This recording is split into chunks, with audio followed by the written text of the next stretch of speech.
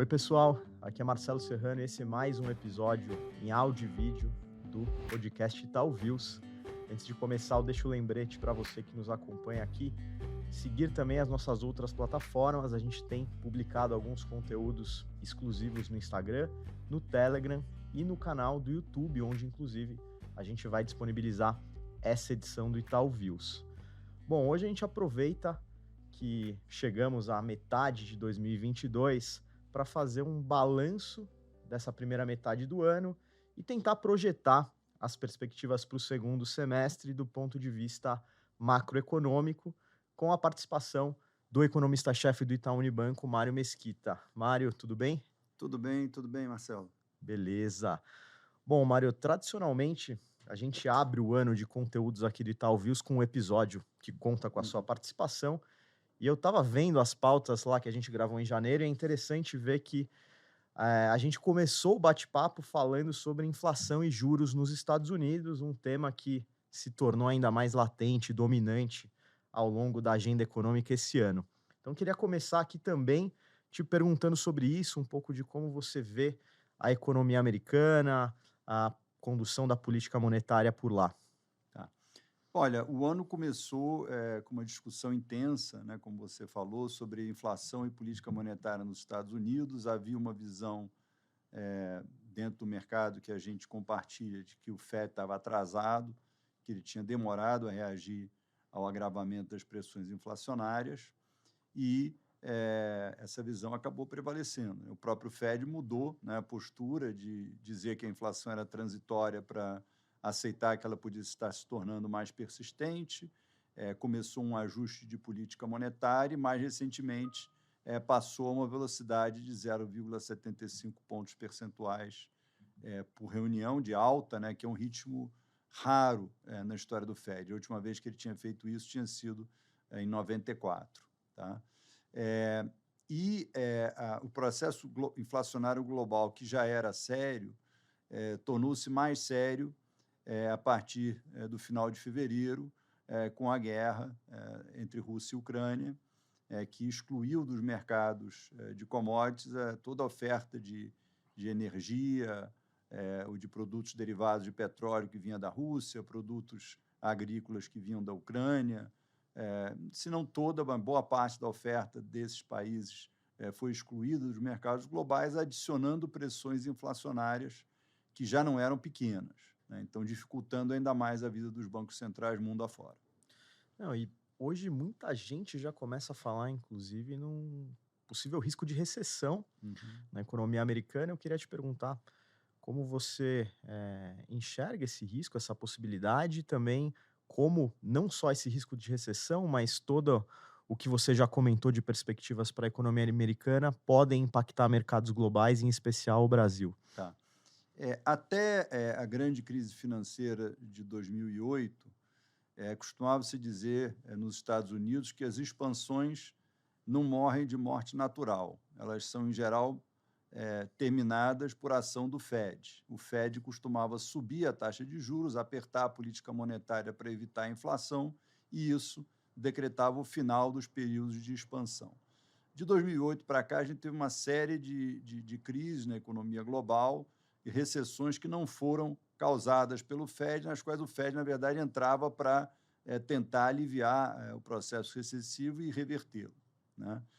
O que a gente está vendo agora é um retorno ao padrão histórico em que uma expansão da economia acaba gerando pressões inflacionárias. Para lidar com essas pressões, o FED aperta a política monetária, o que, por sua vez, leva a uma desaceleração, talvez até uma recessão. A gente não acha que, por exemplo, se o FED parar onde está, a economia americana caminha para uma recessão.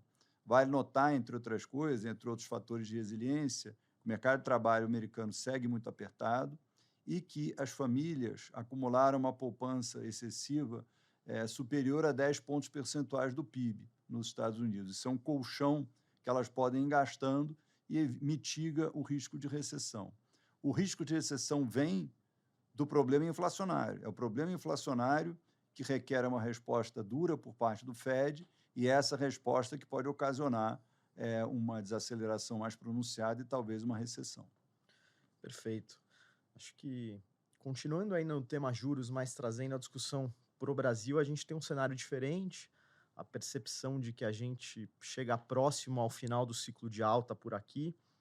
Então, eu queria perguntar como você projeta a política monetária nesse Uhum. segundo semestre, nas próximas reuniões do Copom, se a gente realmente está chegando perto do topo, se a gente vai conviver, mesmo chegando perto do topo, com taxas mais altas até começo do ano que vem, metade do ano que vem, como é que Uhum. você está olhando? Tá. Olha, o Fed ele é o principal banco central do mundo, porque é o banco central que calibra a taxa de juros né, vigente na área do dólar, o dólar é a moeda de reserva, então é um pano de fundo que todos os outros bancos centrais devem levar em consideração o que está acontecendo por lá. Não há, contudo, uma relação mecânica entre alta de juros no Fed e alta de juros aqui, né? É uma relação que depende de vários fatores, está intermediada por vários diferentes aspectos da economia, taxa de câmbio, expectativas, etc. Tá? Então, a gente acha, em primeiro lugar, que as decisões de política monetária aqui vão continuar sendo determinadas por considerações basicamente locais, que têm a ver com as expectativas e projeções do Banco Central para a trajetória de inflação aqui.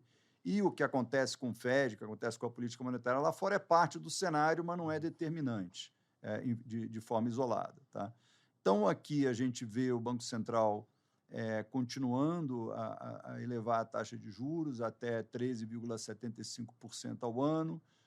Achamos que isso aí vai ser suficiente para ele adotar uma pausa a partir de agosto, né, na próxima reunião do Comitê de Política Monetária.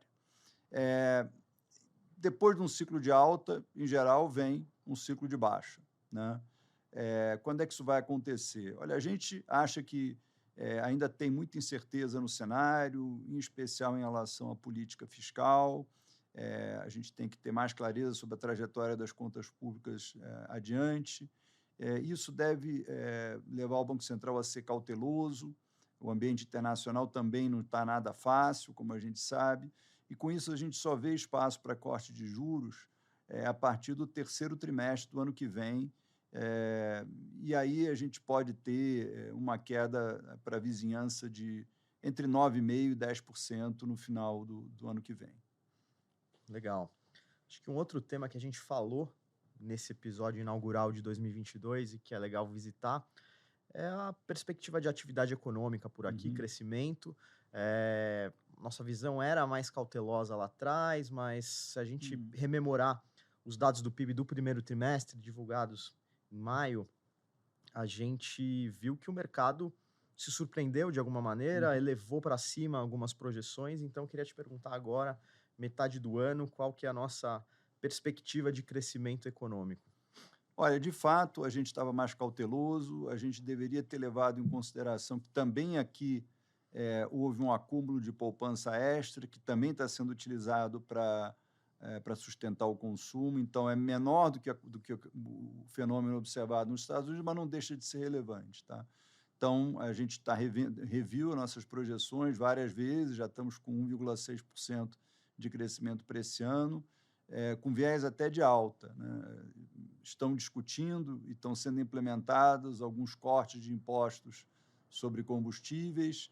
Esses cortes de impostos eles implicam uma queda da inflação, uma possibilidade de queda da inflação no curto prazo e também aumenta a renda disponível para os consumidores. Então, a gente pode ter um alento adicional à atividade econômica na segunda metade do ano, derivado desses cortes de impostos. Né? A gente teve alguns estímulos pontuais no primeiro semestre, FGTS, antecipação de 13º, teve também uma rodada de aumentos salariais que mitiga a erosão né, do salário real, esses vários fatores sustentando a atividade econômica no Brasil. Um outro fator é que a guerra implicou elevação de preços de commodities. Até arrefeceram um pouco nas últimas semanas, mas o impacto inicial foi esse, e alta de preços de commodities tende a ter um efeito negativo sobre a economia brasileira, seja sobre condições financeiras ou perspectivas para o investimento. Perfeito. Aproveitando o gancho de commodities, que é um tema que acaba conectando o Brasil com o mundo, eu queria aproveitar para entender um pouco a percepção do estrangeiro em relação ao Brasil. Né? A gente também, ao longo desse primeiro semestre, organizou a CEO Conference do Itaú BBA com investidores institucionais globais. Nessa semana que a gente grava, inclusive, o estrategista aqui do BBA, o Marcelo Sá, está em conversas com investidores nos Estados Unidos. Então, a partir dessas agendas que o banco tem organizado, como você consegue traduzir a percepção do investidor tanto em relação à economia brasileira quanto em relação aos ativos aqui, em especial a Bolsa? Além desses eventos que você mencionou, teve o Fórum Econômico Mundial em Davos, né, que esse ano, excepcionalmente, aconteceu em maio. Acho que o investidor ainda está muito influenciado por essa temática da guerra, né? Então, especialmente na Europa, a gente vê a preocupação muito como a guerra impacta a economia brasileira. O fato do Brasil estar distante do conflito, em termos geográficos, e de ser um país exportador de commodities, ajudam a dar um viés positivo, né? Uma visão um pouco mais positiva para alguns investidores. Tá? Agora, tem uma cautela, acho que grande, em relação a mercados emergentes, derivada daquilo que a gente começou aqui discutindo, que é a questão do Fed, da política monetária, do aperto monetário nos Estados Unidos. Então, acho que, em geral, quando o Fed está subindo a taxa de juros, não é um momento que os investidores se sentem super confiantes de aumentar a exposição para ativos de risco, incluindo ativos de mercados emergentes. Então, é algo que, com o que a gente tem que lutar um pouquinho nesse momento, porque a tendência dos investidores ficarem mais conservadores, mais retraídos nesse tipo de ambiente. E até aproveitando a sua menção a Davos, eu vou aproveitar e te perguntar, considerando que ele sempre tem discussões mais conjunturais, mais amplas nesse fórum, na penúltima edição, acho que o tema ambiental era muito forte. Nessa edição, esse tema ainda foi dominante. Que outros temas que nortearam os principais debates? Esse tema é ainda super importante. A gente ainda está num processo de aquecimento global, a gente nem bem começou uma transição mais rápida para descarbonização e por questões geopolíticas, já está até repensando o ritmo, né, dessa transição. Então, certamente foi um tema muito relevante lá em Davos, mas eu diria que o tema da guerra predominou. Então, essa foi uma reunião do Fórum Econômico Mundial atípica, não só no time, mas também no tema. Assim, foi muito voltada para o curtíssimo prazo, questões geopolíticas, questões de segurança. A reunião foi na Europa, a guerra é na Europa, né? Então é natural que seja assim. Tá? Então foi diferente do que costuma ser. Legal. E para fechar, Mário, acho que vale a gente deixar um resumo das nossas projeções econômicas, olhando principalmente Brasil, e acho que vale a gente entender, pensando no segundo semestre, quais seriam as duas pautas mais relevantes e com mais potencial de impactar essas projeções que você vai dividir com a gente aqui agora. Tá. Bom, a gente espera um crescimento da economia brasileira de 1,6% esse ano, com viés de alta, uma inflação de 8,7%, com viés de baixa, se forem implementadas todas as reduções tributárias nos setores de energia e telecomunicações que vêm sendo discutidas, isso poderia levar a inflação mais para algo como 7,5%.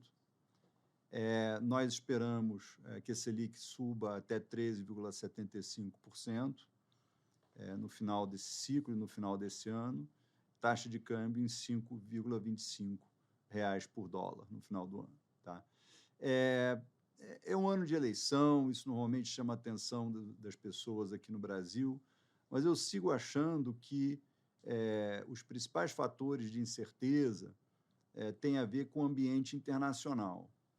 Nós temos uma pandemia que sequer terminou, haja visto o que está acontecendo na China, e tem também o processo de ajuste monetário em escala global. Os Estados Unidos já começaram a subir taxa de juros, a Europa deve começar nesse mês, e aí vamos ver como a economia mundial reage, como ela se acomoda a esse processo de ajuste monetário que tende a ter implicações bastante importantes para a economia e para os mercados.